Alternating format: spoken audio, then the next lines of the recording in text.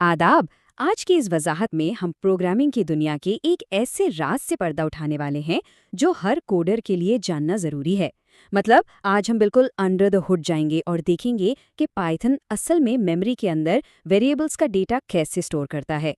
ये निज़ाम सुनने में जितना टेक्निकल लगता है, असल में उतना ही दिलचस्प है। तो चलिए शुरू करते हैं। ओके, तो let's dive into this.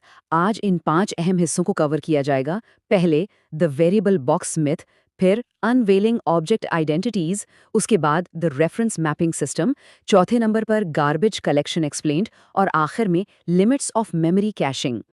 The variable box myth ये एक ऐसा मफरूज़ा है जो तकरीबन हर बिगिनर के जहन में आता है। अक्सर सोचा जाता है कि वेरिएबल्स ना असल में फिजिकल बॉक्सेस या डब्बे हैं जिनके अंदर हम कोई वैल्यू रख देते हैं।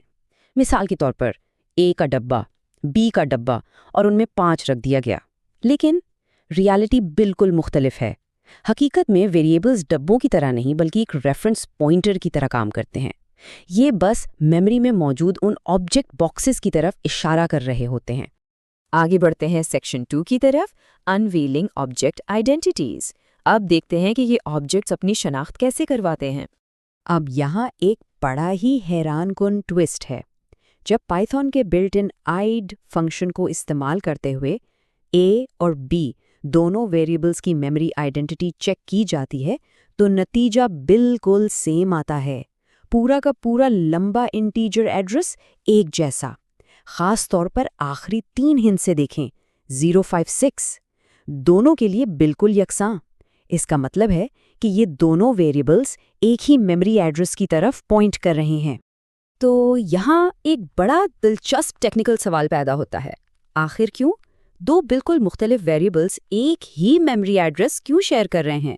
आखिर पर्दे के पीछे चल क्या रहा है? इसी तजाद को समझने के लिए चलते हैं सेक्शन 3 पर, द रेफरेंस मैपिंग सिस्टम। इस पूरे माजरे को समझने के लिए एक बुनियादी बात क्लियर होनी चाहिए। ऑब्जेक्ट क्या है? देखें, पाइथन की दुनिया में ना हर एक चीज़ ऑब्जेक्ट है। चाहे वो सिंपल नंबर्स हों, टेक्स्ट पर मबनी नाम हो या फिर लंबी चौड़ी लिस्ट। और जो वेरिएबल का नाम होता है वो बस एक टैग की तरह होता है जो इस ऑब्जेक्ट के ऊपर लग जाता है। तो होता कुछ यूं है कि वेरिएबल नेम्स सिर्फ रेफरेंसेस या नेम टैग्स के तौर पर उन शेयर्ड मेमोरी ऑब्जेक्ट्स को मैप करते हैं। अब मिसाल के तौर पर अगर वैल्यू चेंज होकर 6 हो जाती है तो पाइथन पहले वाले डब्बे को नहीं छेड़ेगा। वो 6 के लिए एक बिल्कुल नया ऑब्जेक्ट बॉक्स बनाएगा और हमारा रेफरेंस टैग चुपचाप उठकर इस नए डब्बे की तरफ पॉइंट करना शुरू कर देगा। पहले वाला ऑब्जेक्ट वहीं का वहीं रहता है। अब आते हैं सेक्शन 4 की तरफ, गार्बेज कलेक्शन एक्सप्लेन्ड, मेमोरी की सफाई का निज़ाम। अब यहाँ सोचें, अगर एक नया वेरिएबल के बनाया गया जिसकी वैल्यू 5 रखी और फिर बी की वैल्यू चेंज करके 9 कर दी गई, तो पिछला ऑब्जेक्ट यानी वो 6 की वैल्यू वाला डब्बा, उसका क्या होगा? वो तो बिल्कुल अकेला रह गया ना। जब कोई भी वेरिएबल उसकी तरफ पॉइंट नहीं कर रहा तो उसका अंजाम क्या होगा? क्या वो मेमोरी में ऐसे ही पड़ा रहेगा और जगह घेरेगा? ऐसा बिल्कुल नहीं होगा। और यहीं पर गार्बेज कलेक्शन हीरो बनकर एंट्री लेती है। ये पाइथन के अंदर एक छोटा सा खुदकार सॉफ्टवेयर प्रोसेस है। इसका काम ही ये है कि मेमोरी को एक्टिवली साफ रखना और उन तमाम ऑब्जेक्ट्स को निकाल बाहर करना जिनका अब कोई एक्टिव रेफरेंस बचाई गई है। और ये पूरा प्रोसेस कितनी खूबसूरती से काम करता है, इसे एक कमरे की सफाई वाली मिसाल से बेहद आसानी से समझा जा सकता है। स्टेप 1, पहले मेमोरी के कमरे का मुआयना किया जाता है। स्टेप 2, जो चीज़ें इस्तेमाल में हैं उन्हें महफूज रखा जाता है, बिल्कुल वैसे ही जैसे टेबल पर रखा हुआ टीवी का रिमोट, हम उसे नहीं फेंकते। और स्टेप 3, जिन चीज़ों का अब कोई हवाला या इस्तेमाल नहीं बचा उन्हें डिस्कार्ड कर दिया जाता है, बिल्कुल फर्श पर पड़े हुए बेकार कागज़ की तरह। है ना आसान? आखिर में हम चलते हैं सेक्शन 5 की जानिब, लिमिट्स ऑफ मेमोरी कैशिंग। अब तक हमने नंबर्स की बात की, लेकिन क्या टेक्स्ट के साथ भी ऐसा ही होता है? अगर नवीन जैसा कोई नाम मुख्तलिफ वेरिएबल्स में महफूज किया जाए तो यहाँ स्ट्रिंग इंटर्निंग का प्रोसेस शुरू हो जाता है। ये पाइथन का एक ऐसा प्रोसेस है जिसमें वो एक मखसूस स्ट्रिंग पूल को चेक करता है ताकि छोटे स्ट्रिंग्स को डुप्लीकेट होने से रोका जाए और उन्हीं को रीयूज़ कर लिया जाए। इसी वजह से नवीन जैसी मुख्तसर वैल्यूज़ के मुख्तलिफ वेरिएबल्स ऑटोमेटिकली एक ही मेमोरी आईडी शेयर करने लगते हैं। अगर मखसूस रसूलों को देखा जाए तो दोनों का मवाजना बड़ा वाज़े हो जाता है।